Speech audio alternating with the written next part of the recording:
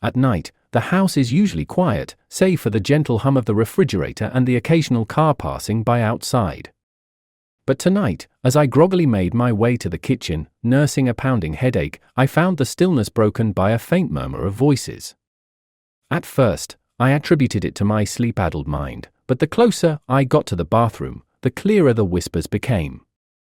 My hand hesitated on the glass of water I had just filled, the coolness of the glass forgotten as the sound of my wife, Jenna's, voice floated through the slightly ajar bathroom door. She was speaking in hushed, intimate tones that were rarely used between us anymore. My heart thudded painfully against my ribs, a mix of confusion and a burgeoning sense of dread settling over me. Driven by a mixture of curiosity and a sinking feeling in my stomach, I tiptoed closer, my headache momentarily forgotten. The door creaked as I nudged it open, revealing Jenna seated on the edge of the tub, her attention wholly captured by her phone. On the screen, a man's face returned her gaze, mirroring her actions in a grotesque pantomime of mutual satisfaction. The realization hit me hard: Jenna was having an affair right here under our roof. What technology has come to? I murmured to myself, a bitter taste of irony in my mouth. You can cheat and not even leave the house. Pathetic. Jenna jumped at my voice, her phone clattering against the tile floor as she scrambled to cover herself. Mark! It's not what it looks like. But the scene before me spoke clearer than any of her rushed excuses could. Anger flared within me, hot and blinding. Yet, amidst the whirlwind of betrayal and hurt, a cold, calculating thought took root. I wanted to get back at Jenna, to make her feel a fraction of the pain she had nonchalantly thrust upon me. I trusted you, I said, the words sharp and accusatory. I watched as her face crumpled, guilt and panic warring in her eyes. Please, let me explain. But I had heard enough. I turned on my heel, leaving her sputtering apologies behind me.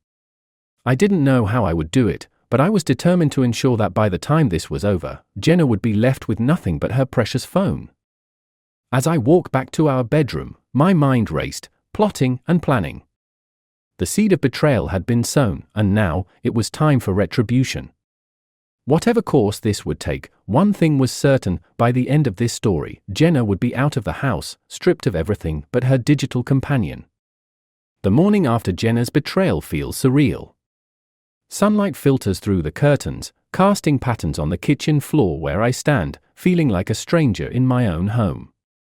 The silence of the previous night has given way to the dull throb of reality. I know what I must do, but the path to retribution is unclear, until an unexpected knock at the door pulls me from my thoughts. I open it to find Leah, Jenna's best friend since college. She stands there, arms crossed, her expression unreadable. I heard about last night, she begins, her voice steady.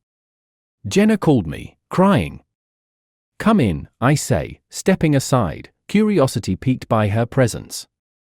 We sit at the dining table, the air charged with an uneasy tension. Leah sighs, looking down at her hands before meeting my eyes. I'm not here to defend her, she states firmly. What Jenna did was wrong, and honestly, I'm not surprised. There's something you should know. Her words catch me off guard. What are you talking about? Leah hesitates, then continues. Jenna's been unhappy for a while. Not just with you, with everything. She's been losing herself, looking for, I don't know, something else. This isn't her first time stepping out. The revelation stings, yet it fuels my resolve. Why are you telling me this? I ask, suspicion creeping into my tone. Because I care about her, and I care about what's right, Leah explains. She's spiraling, Mark. She needs a wake-up call, and if this, what you're planning, it can help, then maybe it's what she needs. I nod slowly, processing her words. Leah's involvement could be beneficial. I want to make sure she understands the consequences of her actions, thoroughly. Leah agrees with a nod. What do you need from me? Information, I say simply. Access to her plans, her social circles. Help me understand where to strike where it hurts the most. Leah hesitates, a frown marring her face, but eventually she nods. Okay. I can do that. But Mark, be careful.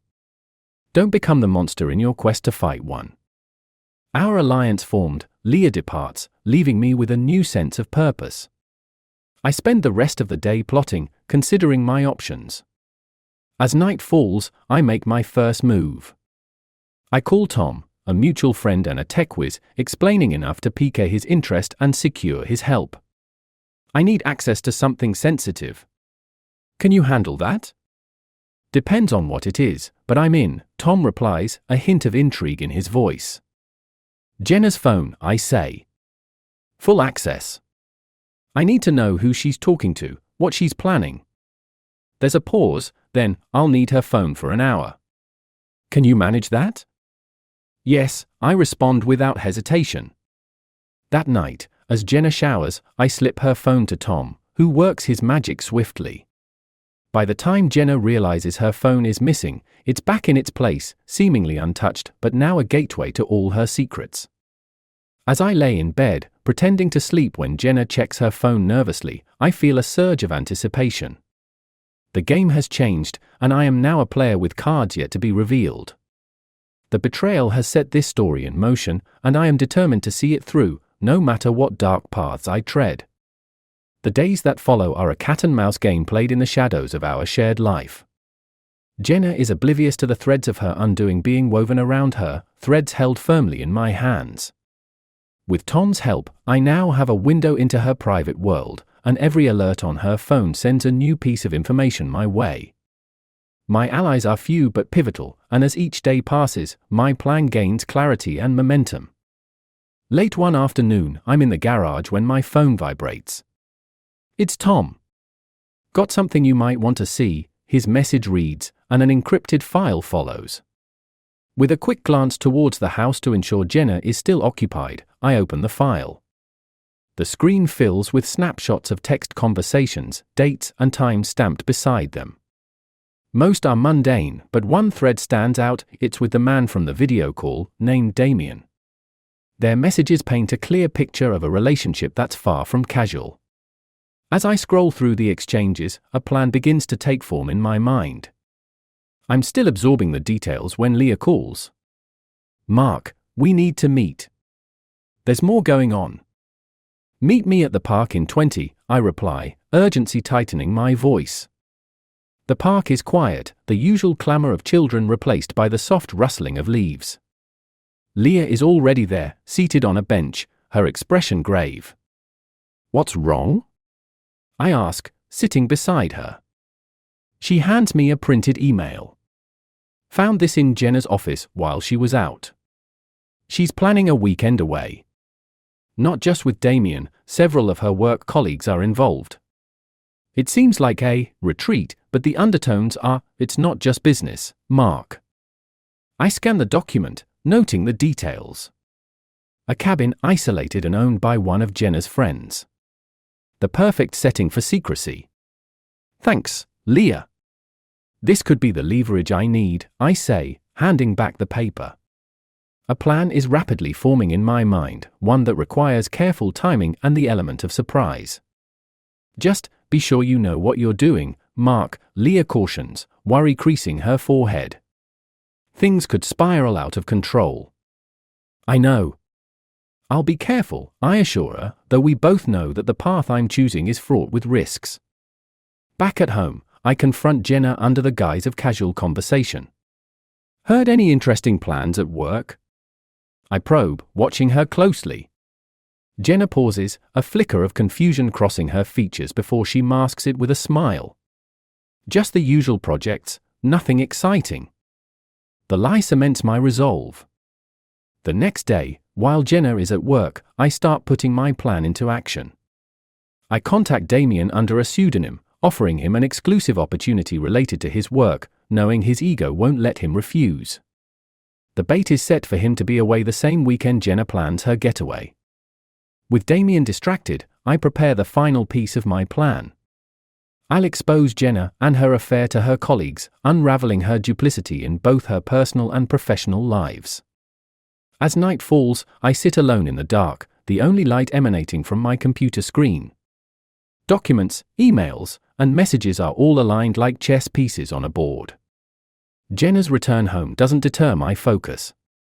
She believes all is as it should be, unaware that the stage is set for a dramatic revelation. Each moment is meticulously planned, each move calculated. The web of deception Jenna wove is about to be torn apart, thread by thread, by her own hands. The game is set, the players are in motion, and soon, all masks will be discarded. The day of reckoning arrives with a deceptive calm. I rise early, the plan ingrained in my mind, every step timed to precision. Jenna, still unsuspecting, moves around the house, preparing for her supposed business retreat.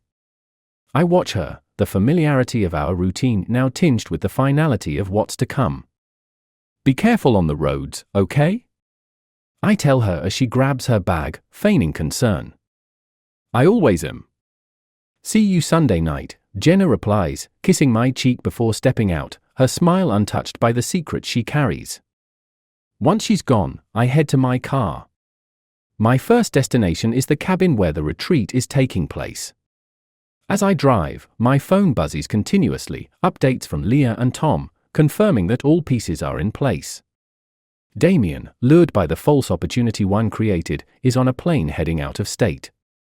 Jenna will arrive at the cabin, expecting to meet him, only to find her colleagues and a very different agenda waiting. I arrive at the cabin before anyone else. It's secluded, surrounded by dense woods, the perfect setting for secrets to unravel. One by one, Jenna's colleagues arrive, puzzled by the weekend's vague itinerary but intrigued by the promise of important team-building exercises. As the last car pulls up, I step out from the shadows, greeting them. Thank you all for coming on such short notice, I begin, the faces before me a mix of confusion and anticipation. What's this all about, Mark? One of them asks. All will be clear soon, I reply, just as another car approaches, the signal that Jenna has arrived. She walks up, surprise etching her face as she sees me. Mark? What are you? Before she can finish, I turn to her colleagues. Thank you for coming. This weekend is about honesty and transparency, something Jenna has sadly lacked. Jenna's eyes widen, her face pale. Mark, what are you doing? It's time everyone knew the truth about your business trips, I declare, handing out copies of the evidence Tom helped me gather. Emails, texts, pictures, they paint a vivid picture of deceit. The group murmurs, shock and disappointment crossing their faces as they leaf through the documents. Jenna tries to snatch a copy, her composure cracking. This isn't what it looks like. But it is, I say calmly. I wanted to save our marriage, Jenna. I tried. But you chose this path. Her colleagues look on, some with eyes averted, others with expressions of betrayal. Jenna stands alone, her facade crumbling. As the confrontation unfolds, Leah approaches me, her expression conflicted. Mark, there's something else you need to know, she whispers, pulling me aside. Jenna, she's pregnant. The world stops. What? It's true, Leah says gently. She found out last week. She was going to tell you after this weekend. I stare at Jenna, who's now sobbing quietly, her colleagues giving her a wide berth. The anger and satisfaction I expected to feel are replaced by a hollow sadness. This changes everything. I walk over to Jenna, the eyes of everyone in the room on us. Is it true? I ask, my voice barely a whisper. Jenna nods, unable to meet my gaze. I was going to tell you. I thought it might change things. I take a deep breath, my plans, my revenge, all seeming petty now. We need to talk.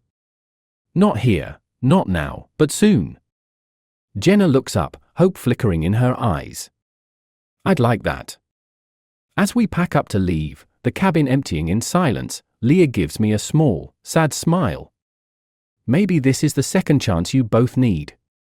The drive back is quiet, each of us lost in our thoughts. The weekend was meant to be an ending, but has turned into a complicated new beginning. The road ahead is uncertain, and though the shadows of betrayal still linger, the possibility of forgiveness and a fresh start glows faintly on the horizon.